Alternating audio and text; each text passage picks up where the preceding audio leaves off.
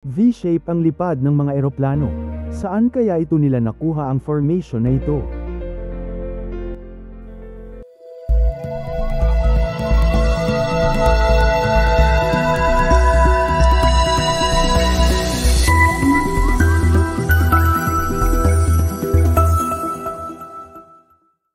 Nakakatuwa tingnan ang mga ibon na lumilipad at nakaposisyon sa isang V-shape formation.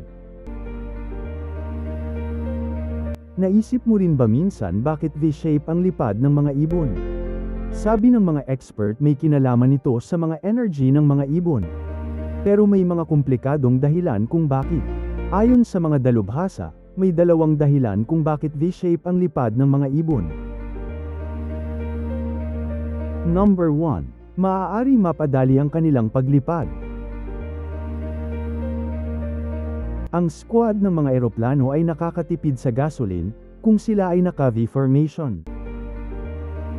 Ayon sa mga scientist, maaaring parehas din dahilan nito sa mga ibon. Nagsagawa ng research sina James Osherwood, isang locomotor biomechanist ng Royal Veterinary College sa University of London. Ito ay para pag-aralan kung bakit V-shape ang lipad ng mga ibon. Ang pag-aaral na ito ay na-publish online sa Nature. Ang kanilang pag-aaral ay nagmula sa isang project na naumpisahan na noon para maipakilala ang mga endangered species sa Europe.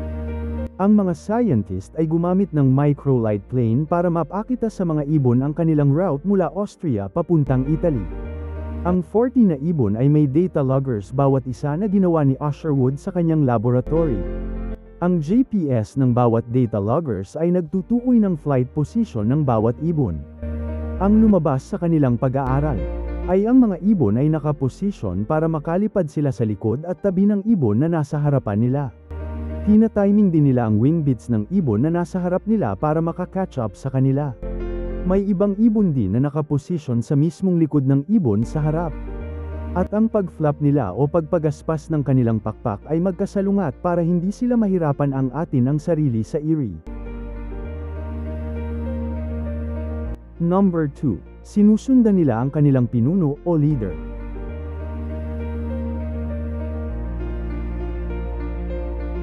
Ayon kay Osherwood, ang mga findings na ito ay maihaintulad din sa mga long-winged birds, gaya ng pelican, storks at goose. Ayon sa kanya, mahalaga para sa mga ibon ang pag-sync ng kanilang wings beats. Hindi matukoy ng mga scientist kung paano nahanap ng mga ibon ang kanilang aerodynamic sweet spot. Pero naisip nila na ina-align ng mga ibon ang mga sarili nila sa pamamagitan ng sight o paningin, o sa pagdama ng mga air current sa kanilang mga balahibo. Gumagawa din sila ng ibang paraan sa paghahanap ng lugar na may kaunting resistance. Ikaw, nakita mo din ba ang ganitong V-shape formation sa mga ibon? Comment down below, at e-share mo din ang opinion mo. Gusto namin mabasa yan.